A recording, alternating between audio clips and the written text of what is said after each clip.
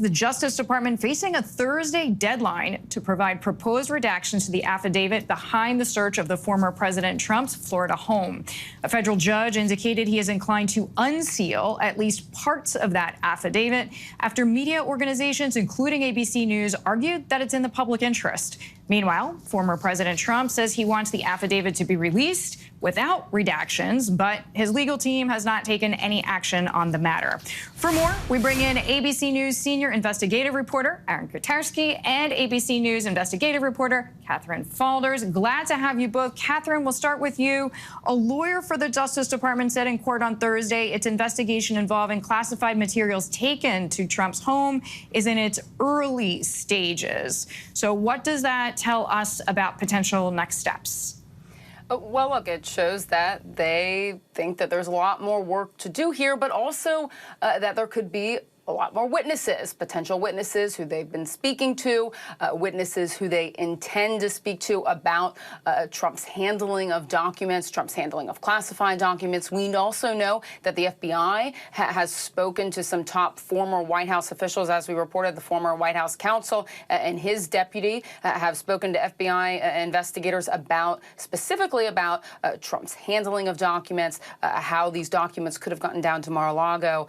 So that revelation, essentially, that he said it was in the early stages shows that there's still a lot more work to do here, but also, and this is important too, they said in court that releasing this affidavit, for example, could impact other investigations, plural. So more work to do on this investigation, still in the early stages, but that it could affect other ongoing investigations into Trump, in addition to grand juries, for example, multiple grand juries that we know of that are impaneled to investigate this as well. All right, well, more to come for sure. And Aaron, given the gravity of the situation for the country, the threats against the FBI, how important is it to the Justice Department that the identities of any potential informants remain secret, not just for the investigation, but for their safety? I mean, this seems pretty important.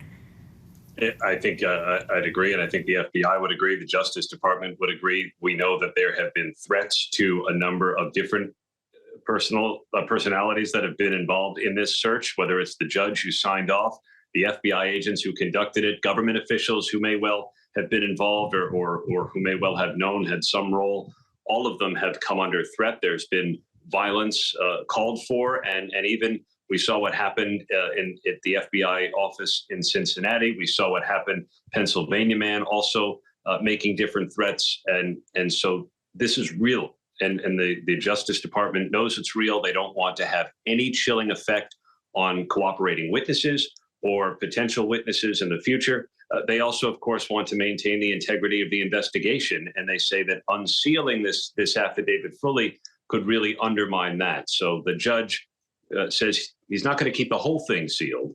He's not inclined to do that, he said, but he is going to release something because he agreed with news organizations, including ABC News, that the public does have at least some right to know.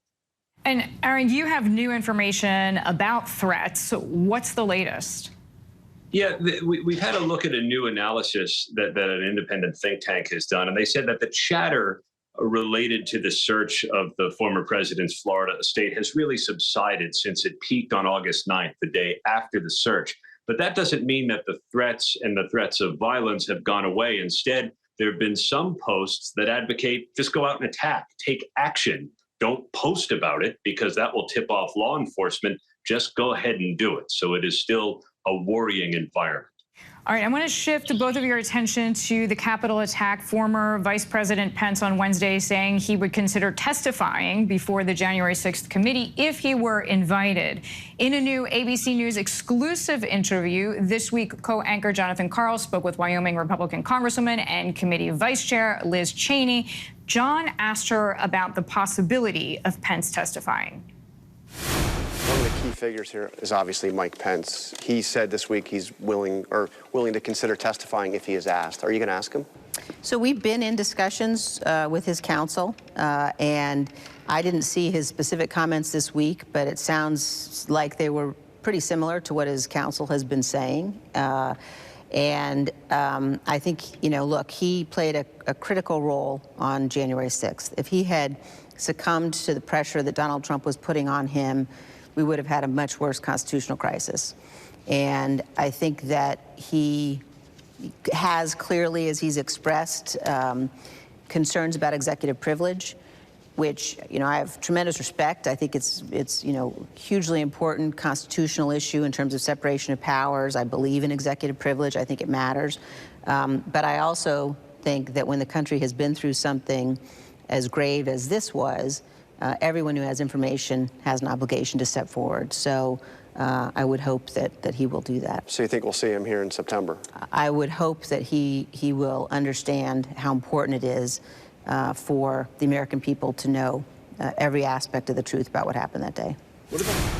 So, Katherine, how significant would sworn testimony be either from the former VP or the former president? Yeah, well, this is something that committee investigators have been negotiating. You heard Cheney say this, negotiating for months with Pence's counsel. They've been in discussions. They haven't been able to come to an agreement on it. I was talking to a committee source last week who didn't think that they would be successful in securing a testimony from Pence, but it would be significant because the whole investigation is centered around Trump's pressure on the former vice president, at least in part.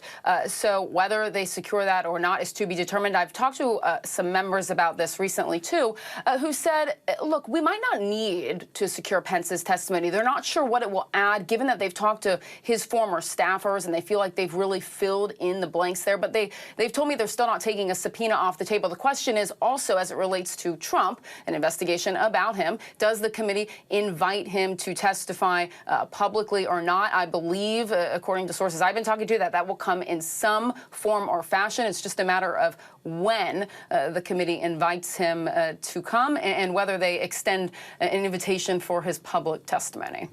Katherine, Aaron, thank you both. Hi, everyone. George Stephanopoulos here. Thanks for checking out the ABC News YouTube channel. If you'd like to get more videos, show highlights, and watch live event coverage, click on the right over here to subscribe to our channel. And don't forget to download the ABC News app for breaking news alerts. Thanks for watching.